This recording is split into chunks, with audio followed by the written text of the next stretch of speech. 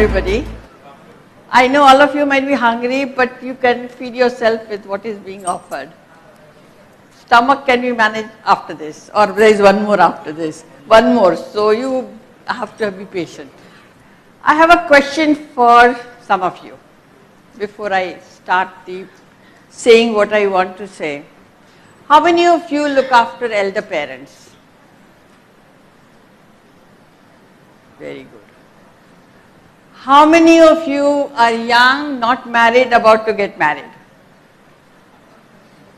Very few. All right. Second is, how many of you have young children before 18, earlier than 18? How many of you have fresh graduates as in your organization where you are in leadership roles? Okay. And how many of you have big bosses? Bosses. Everybody has bosses.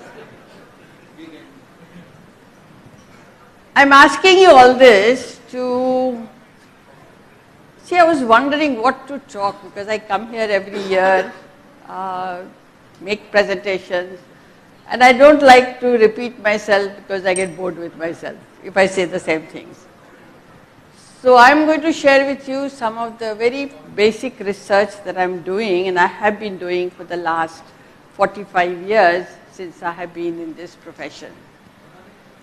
Let me first begin with the people, young people, little older people at the age of, now marriages are old, in a much older age. When they get married, what happens? The people who get married young, and the statistics say that there is almost 35% of them get divorced or stay separate within the first 5 years. So it's a very distressing statistics. Of course, when there are no children, it's not that difficult, but if there are children, it becomes very stressful for the children. More distressing, you might like to know that the parents or people at the age of 50 and 55 get divorced or start living separately. That's a very different phenomena because Indian parents believe that we need to look after the children, and when the children all are married, then they say, all right, we'll go our different ways. That is the more increasing phenomena which is happening. And this still impacts the children. Now let me give you a philosophical perspective on life. In our traditional philosophy, a child until the age of 7 or 9, 5, 7 or 9, depending when you put the child to school, is influenced by the parents. After the child goes to school at the age of 5, 7, mostly now maximum 7, you have lost all the influence. Parents don't have influence. We only end up repeating ourselves of what we have done in the first 5 years, only the life phases differ of the child. Most of you will remember, I saw many more hands up with children below 18, that when the children went to school, the children says, my teacher said this, contradicting the parents of what the parents have said. So once the child enters the school, you have actually lost the influence, or you have actually lost what you are going to teach him because the teacher takes over. After 14, around the child, we say it's the most difficult age as a teenager, the child neither listens to you, the parents, nor the teacher, but the friends. And whatever the friends do, whatever the friends say, makes a lot more sense to them.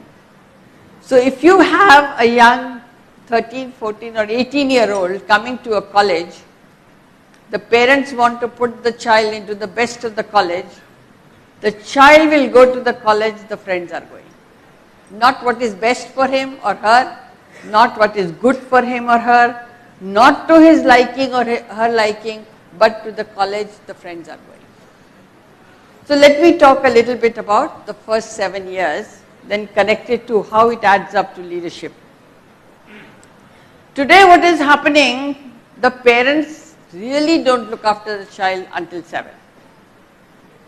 They are looked after by nannies, or they are sent to nursery schools, pre-nursery schools, pre-nursery schools, play schools. Where is the parents' influence?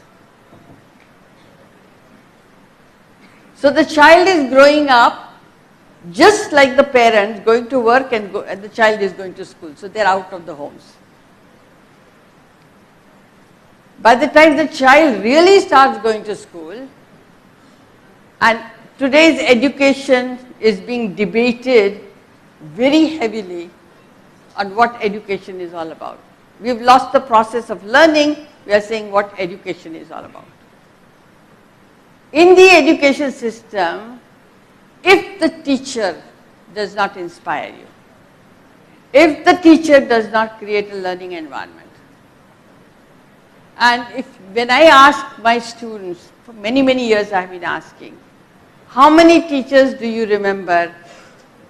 They remember 1 or 2 teachers, and that is the subject they have done very well. The rest they have managed on their own. And if you don't have good teachers for those children, then the parenting is lost in the first 7 years, and the next 7 years, the teacher and the education and the values and all that is need to be learnt with the teacher, who are really continuing the values of the society and the values of the family and the values of the parents, that also is not available to them. So by the time they are 13, 14, only the peers are there. And all the peers are in the same boat, confused, lost, do not know what to do, don't like school, many of them don't like maths, many of them don't, there are just too many things which they don't like in the education system.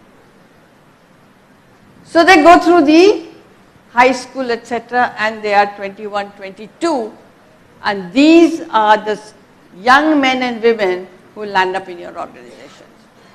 And all of us are talking about talent.